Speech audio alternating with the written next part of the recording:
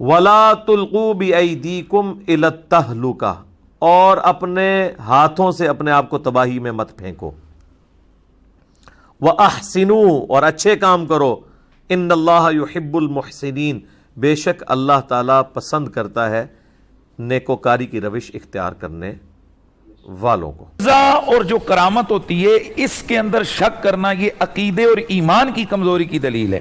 اور شک بھی اس طرح کرنا کہ یہ کیسے ہو سکتا ہے، یہ کیوں. بنیادی طور پر معجزہ کہتے ہی اس چیز کو ہیں کہ جو خلاف عادت ہو، یعنی عادتاً ایسا نہ ہوتا ہو. اور کرامت کہتے ہی اس چیز کو ہیں کہ جو عادتاً ایسا نہ ہوتا ہو. اس دن ہم نے ایک بات کہی کہ حضرت خالد بن ولید رضی اللہ تعالیٰ عنہ نے جناب پی لیا، زہر کو پی لیا. اس پر کہا گیا جی کہ یہ کیسے ہو سکتا ہے کہ حضرت خالد بن ولید زہر پی لیں، حالانکہ زہر تو پینا تو حرام ہے، یہ خودکشی ہے اور خودکشی تو منع ہے. اب یہ اس کی ایک جہت ہے، لیکن اس کے جو سرکمسٹانسز ہیں، پہلی بات یہ کہا جاتا ہے جی یہ حوالہ کہاں ہے؟ بھئی حدیث کی کتابوں کے اندر صحیح سند سے موجود ہے، طبرانی کے اندر موجود ہے، مسند ابی یعلا کے اندر موجود ہے، فضائل الصحابہ کے اندر موجود ہے، یہ سیر اعلام النبلاء کے اندر موجود ہے، اس کے علاوہ تاریخ ابن کثیر کے اندر موجود ہے، یہ اہل صحابہ فی تمیز صحابہ کے اندر موجود ہے، یہ اہل سنت، یہ اس کے اندر دلائل النبوہ ابو نعیم کے اندر موجود ہے، یہ بہقی کے اندر موجود ہے، یہ دیگر 20 حدیث کی کتابوں میں موجود ہے، صحیح سند کے ساتھ موجود ہے. اب جب جو چیز سندن صحیح ثابت ہوئی تو اب ہم نے اس کو صحیح معنی پر معمول کرنا ہے. تو وہ صحیح معنی کیا ہے جس پر ہم اس کو معمول کریں گے؟ کہ چونکہ اس وقت زہر کے والے سے اس کو ہوا سمجھا جاتا تھا، وہ لوگ ہی کہتے تھے، حضرت خالد بن ولید کو بھی کہا کہ جی ہاں جو ہے نا وہ زہر لوگ دے کر قتل کر دیتے ہیں. تو انہوں نے دیکھا نا لوگوں کے اندر ایک خوف، تو فرمایا جب میرا رب نہ چاہے نا تو کوئی زہر بھی کسی کو قتل نہیں کر سکتی. تو انہوں نے اس اللہ کی ذات پر یقین کو عام کرنے کے لیے انہوں نے وہ کام کیا. اب اس طرح یہ کہنا جی کہ پھر نبی علیہ السلام پہ زہر کا اثر ہوا، ان پر نہیں ہوا، تو اس طرح تو پھر 20 چیزیں ہیں. تو کرامت یہ حضرت خالد بن ولید کی کرامت ہے. کرامت اور معجزہ یہ جناب عقل کے ترازو پر نہیں تولے جاتے. جتنی ہے سندیں وہی ہیں ساری، مینلی اس کی 3 سندیں ہیں، ان میں سے بھی 2 ٹاپ آف لسٹ ہیں،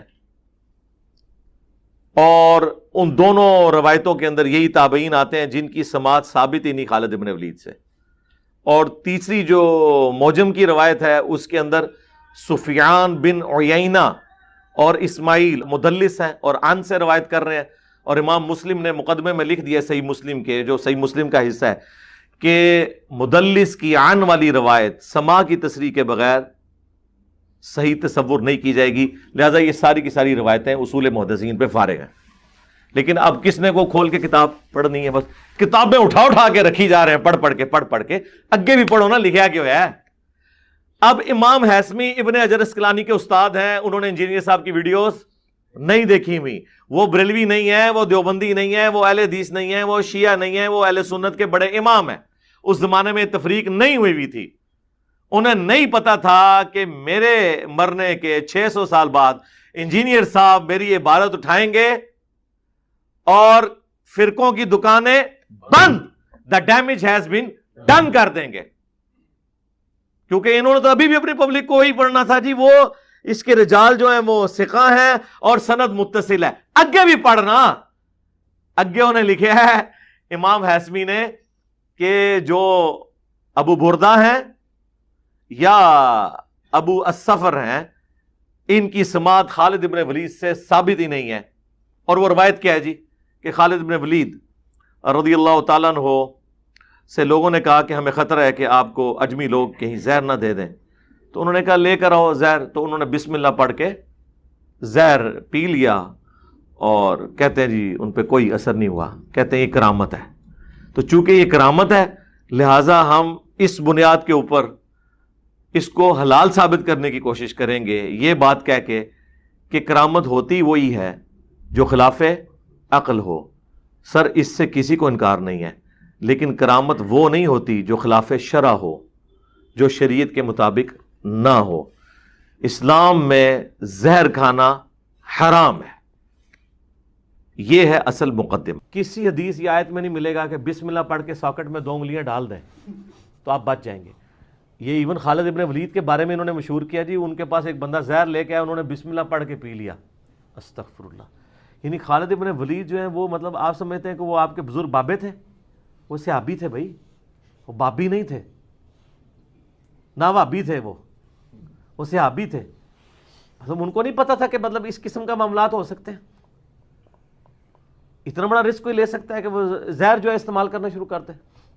ورنہ آپ پھکی دیکھ لیں, صحیح بخاری میں حدیث موجود ہے, ایک یہودیہ نے نبی علیہ السلام کی دعوت کی اور اس نے گوشت کے اندر بکری کا گوشت بنایا, اس میں زہر ڈال دیا, اور جب نبی علیہ السلام نے وہ گوشت کا ٹکڑا اپنی زبان پہ رکھا نا, تو اس ٹکڑے میں سے نبی علیہ السلام کو معجزانہ طور پہ آواز آئی, یا رسول اللہ مجھے نہ کھائیں, میرے اندر زہر ہے. تو آپ نے وہ تھوک دیا. لیکن کچھ اصحاب وہ کھا چکے تھے, ان میں سے کچھ شہید بھی ہو گئے کھانے کی وجہ سے. ابو داؤد میں پوری ڈیٹیل موجود ہے. یہ پچھلے دنوں میرا کلپ بھی چڑھا ہے, کیا نبی علیہ السلام بھی شہید ہوئے تھے, اس میں نے یہ حدیثیں بیان کی ہیں. اور صحیح بخاری میں حدیث ہے, اما عائشہ کہتی ہیں کہ نبی علیہ السلام فرماتے تھے کہ 4 سال پہلے خیبر کے موقع پہ جو مجھے زہر دیا گیا تھا, آج بھی میری رگیں گاٹ رہے ہیں. وہ زہر کا اثر واپس آیا اور نبی علیہ السلام اس اثر کی وجہ سے فوت ہوئے. آنری طور پہ آپ کو شہادت کے رتبے پہ اللہ نے فائز کر دیا. باقی ڈیٹیلز اس کلپ میں آپ دیکھ لیں. نبی علیہ السلام نے تو زہر جب کھایا ہے اور وہ بوٹی بولی ہے, تو آپ نے بغیر بسم اللہ کے کھایا تھا؟ ہائے ہائے ہائے ہائے, انجینئرنگ ہو گئی نا سر. اور خالد ابن ولید بسم اللہ پڑھ کے کھا لے تو بچ جائے, اللہ کا نبی کھائے تو وہ زہر اثر کر جائے. جھوٹے ہو نا.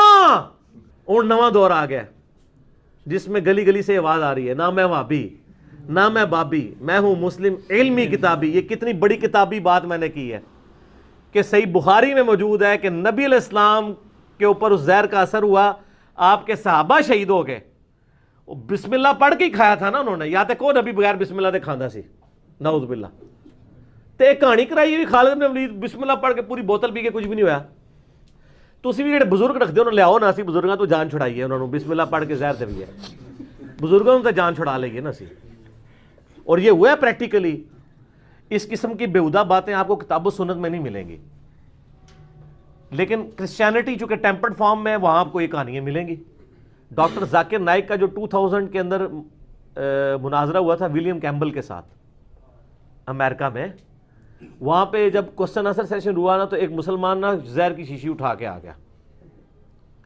اس نے ولیم کیمبل سے کہا کہ بھئی انجیل کے اندر لکھا ہوا ہے کہ جو جیزس کرائسٹ کا نام لے کے سچے دل کے ساتھ زہر قاتل بھی پی لے تو نہیں مرے گا نہیں وہ. ٹھیک ہے جی, تو میں آپ کو یہ پیشکش کرتا ہوں, یہ میں زہر لے کے آئے. وہ ساتھ اس نے شیشی اٹھائی ہوئی تھی, اور شیشی پانی دی بھی ہوندی نا, تا بھی کسی نے نہیں پینا. ٹھیک ہے, یہ تو کہانیاں ہوندی ہیں نا کرنے والیاں. بال اس نے کہا جی کہ میں چاہ رہا ہوں کہ آپ کو اس ٹیسٹ سے گزاروں, کیونکہ آپ بہت پریکٹسنگ عیسائی ہیں. تو یہ گورے کا پھر سر حوصلہ ہے. اس نے آ کے نا, پہلا تو اس نے جواب یہ دیا کہ آپ بڑے ایک سیریس پرابلم لے کے آ گئے میرے پاس. ٹھیک ہے نا, یہاں کیا آپ کسی کو قرآن حدیث پیش کر رہے ہو, کہنا نہیں نہیں تو سمجھ نہیں آئی. تو اس نے کہا دنیا کا کوئی عیسائی آ جائے, ویٹیکن سٹی کا پاپ ہی یہ کام کر کے بتا دے, لیکن آپ کو قرآن حدیث کہیں نہیں کہتا جی وہ امام کعبہ بسم اللہ پڑھ کے زہر کھائے تو بچ جائے گا. ٹھیک ہے, بل آپ کا اپنے بزرگوں کے بارے میں دعویٰ ہے, تو ہم کہتے ہیں سارے بزرگوں کو آپ ایک ڈنر پہ بلائیں, اس کا خرچہ میں کرتا ہوں. ٹھیک ہے, ان سے تو جان چھڑائیں نا. جن کی بزرگی مانی بھی ہو تو ان کی ویڈیو بھی ہم بناتے ہیں, اس کے بعد ان کی شہادت ہونے کی لائیو ویڈیو بھی چڑھا دیں گے, تاکہ پچھلے لاکھوں لوگ توبہ تو کر لیں کم از کم. چند بزرگوں کی قربانی سے اگر لاکھوں لوگ کتاب و سنت کے منہج پہ آتے ہیں تو یہ کوئی بہت بڑی بات نہیں ہے. اور ان کے بھی بارے میں آپ نے ٹینشن لینے, وہ شہید ہی ہو گئے ہوں گے.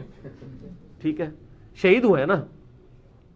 اپنا بزرگ مر جائے شہید, دوسرے کا مر جائے تو وہ کہتے ہیں نہیں ہلاک ہوا, مقتول. اپنا بزرگ رحمت اللہ علیہ, دوسرا بزرگ مرحوم.